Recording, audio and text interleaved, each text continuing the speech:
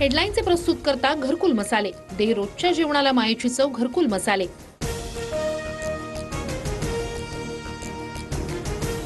हरियाणात गेम पलटला, भाजप पुढे, भाजप 48 तर काँग्रेस 36 जागांवर आघाडीवर। सुरुवातीला आघाडीवर असणाऱ्या काँग्रेसची पीछेहाट।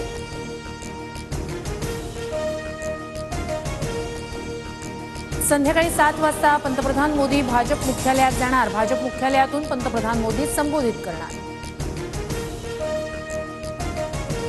जम्मू काश्मीरमध्ये नॅशनल कॉन्फरन्स आणि काँग्रेस बहुमताचा आकडा गाठला। नॅशनल कॉन्फरन्स आणि काँग्रेस 47 तर भाजप 29 जागांवर आघाडीवर। पीडीपीचे उमेदवार 4 जागांवर पुढे। उमर अब्दुल्ला जम्मू काश्मीरचे मुख्यमंत्री होणार। नॅशनल कॉन्फरन्सच्या फारुख अब्दुल्ला यांची घोषणा। कलम 370 हटवण्याचा निर्णय जनतेला मान्य नाही, हे निकालातून दिसलं। फारुख अब्दुल्लांची प्रतिक्रिया। महबूबा मुफ्ती यांची मुलगी इल्तिजाचा पराभव। मुफ्ती कुटुंबाच्या परंपरागत मतदारसंघातून इल्तिजा मुफ्ती पराभव।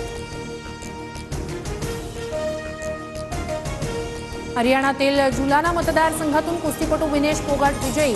विनेश फोगाटची भाजपच्या योगेश बैरागीवर वाद।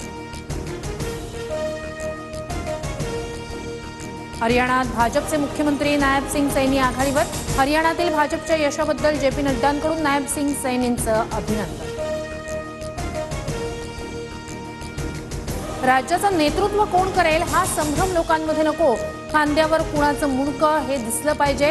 धड घेऊन लोकांमध्ये कसं जाणार, मवियातील मुख्यमंत्री पदाच्या चेहऱ्यावरून संजय राऊतांचं वक्तव्य। मुख्यमंत्री पदाच्या चेहऱ्याचा विषय आमच्यासाठी बंद झाला। राऊतांच्या वक्तव्यानंतर काँग्रेस प्रदेशाध्यक्ष नाना पटोलेंची प्रतिक्रिया। शरद पवार सुप्रिया सुळेंकडून बोपदेव घाटाची पाहणी। काही दिवसांपूर्वीच बोपदेव घाटात सामूहिक अत्याचाराची घटना।